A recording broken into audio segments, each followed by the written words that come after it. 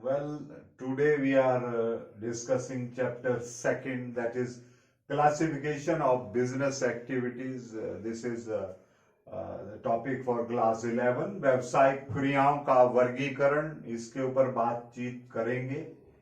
अब जहां तक बात हो रही थी व्यावसायिक क्रियाओं की, तो वस्तुओं का उत्पादन करके उनको उत्पादन स्थल से उपभोक्ताओं तक पहुंचाने की जो क्रिया है, वो सारी क्रियाएं जो हैं वो इंडस्ट्री के अंतर्गत शामिल की जाती हैं।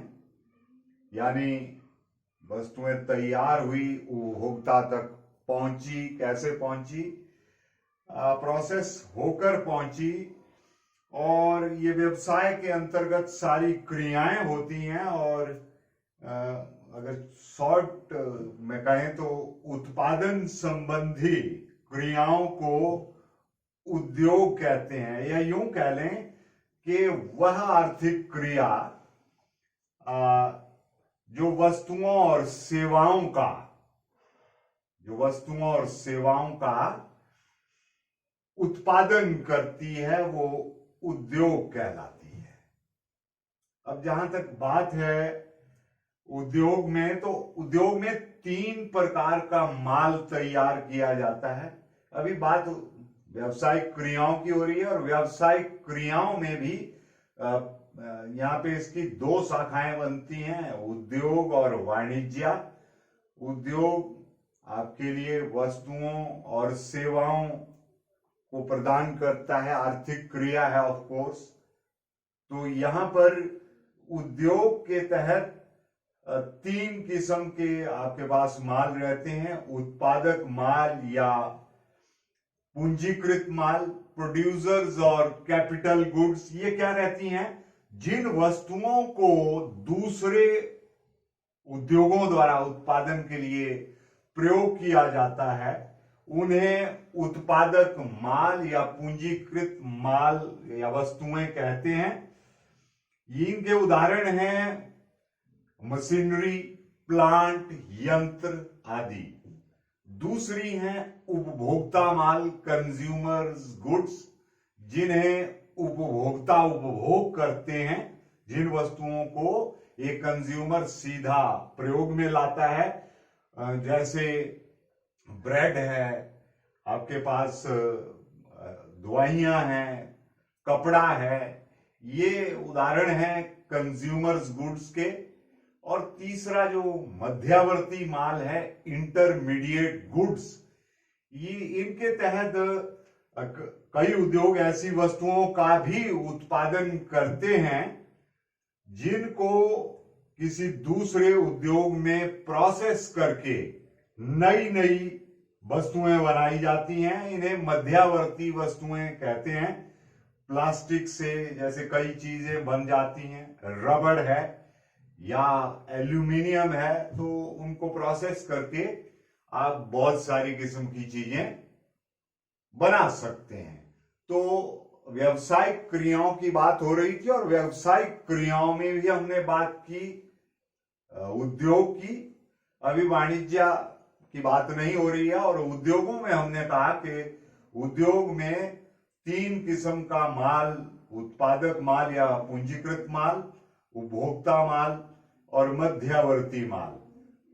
तो ये उत्पादक माल में प्लांट, मशीनरी, यंत्र की बात हुई। उपभोक्ता माल में कंज्यूमर गुड्स की बात हुई, जैसे ब्रेड है, कपड़ा है या दवाइयां हैं। और मध्यवर्ती माल में बात हुई प्लास्टिक, रबड़ और एल्यूमिनियम जैसी धातु की। तो ये चीजें इनको प्रोसेस करके और चीजें बन जाती हैं। तीसरे केस में जो प्लास्टिक, रबड़ और एल्यूमिनियम की बात की, फॉर दैट मैटर सोना भी हो सकता है, यहाँ चांदी भी हो सकता है, लोहा भी हो सकता है। There are many examples of these intermediate goods. अब बात करते हैं उद्योगों के प्रकार की। और मोटे तौर पे हमने कहा कि उद्योगों का अभिप्राय उस आर्थिक क्रिया से है जहां पर वस्तुओं और सेवाओं का उत्पादन होता है, और जहां वस्तुओं और सेवाओं का उत्पादन होता है तो उद्योग भी हमने कहा तीन इनकी कैटेगराइज किया गया है उद्योगों को। प्राइमरी इंडस्ट्री प्राथमिक उद्योग, सेकेंडरी इंडस्ट्री गौण उद्योग, एंड सेवा उद्योग या टेरिटरी इंडस्ट्री या तृतीय श्रेणी के उद्योग भी कहते हैं इन्हें, सर्विस इंडस्ट्री को। अब पहली बात करेंगे प्राथमिक उद्योग की, प्राइमरी इंडस्ट्री की। इसकी भी फर्दर दो कैटेगरीज हैं, जेनेटिक उद्योग, जेनेटिक इंडस्ट्री और एक्सट्रैक्टिव इंडस्ट्री।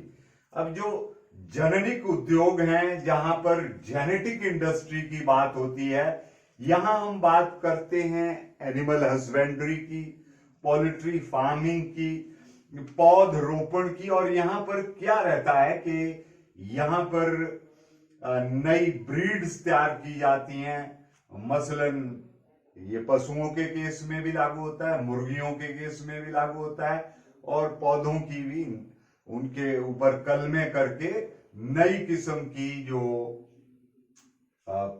पौधे तैयार किए जाते हैं, तो वो जननिक उद्योग होता है।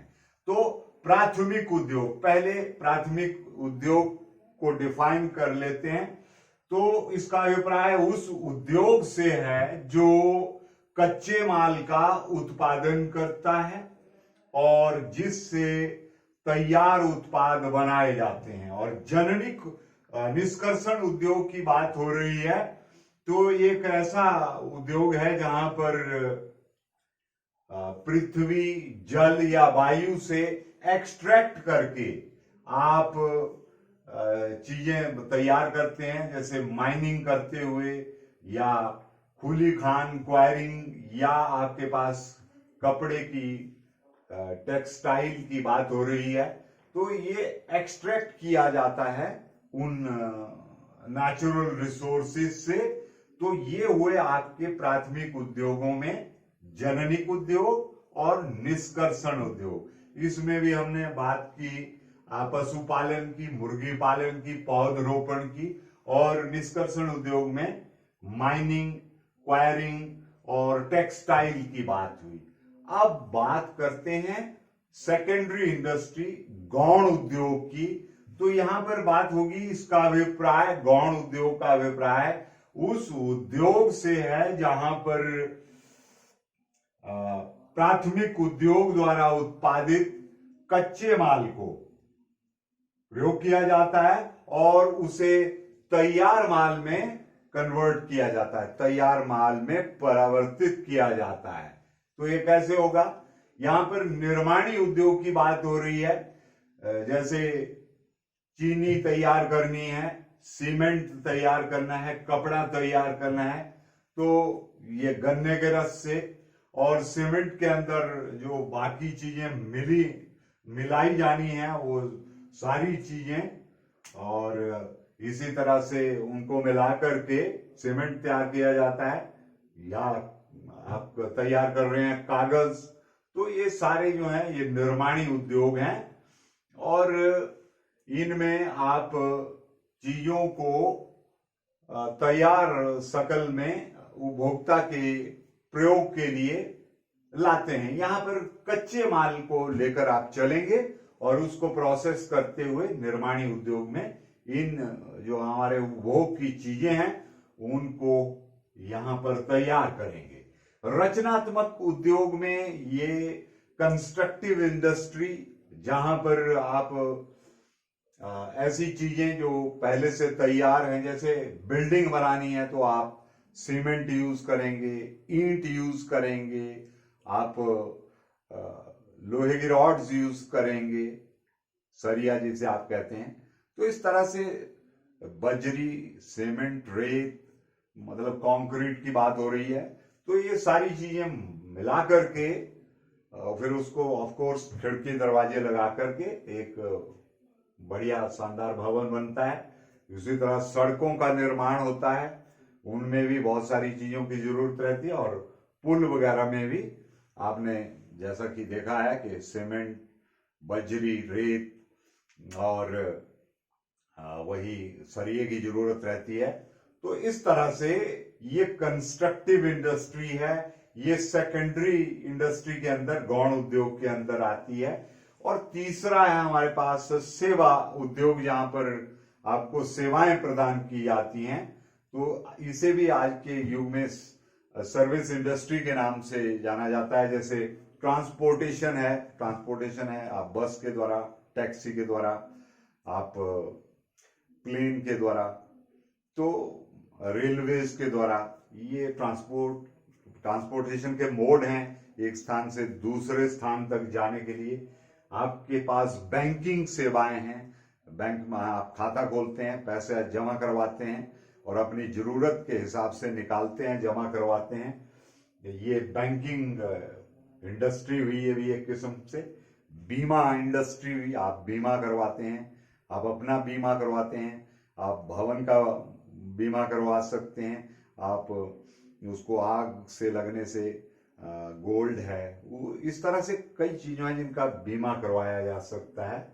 तो उसके बाद एडवर्टाइजमेंट है, विज्ञापन, ये भी एक बहुत जबरदस्त इंडस्ट्री है। आपको विज्ञापन देना है अपने प्रोडक्ट का, तो इसके लिए भी आज की दुनिया में एक उद्योग के तौर पर प्रयोग किया जा रहा है। फिर वेयर हाउसिंग है, संग्रहण है, जहां पे चीजों को संग्रहित किया जाता है और वो लंबे समय तक यूज होनी है, तो उनको वहां पर रखा जाता है। तो ये आपके पास तृतीय श्रेणी के उद्योग या सर्विस इंडस्ट्रीज की बात हुई।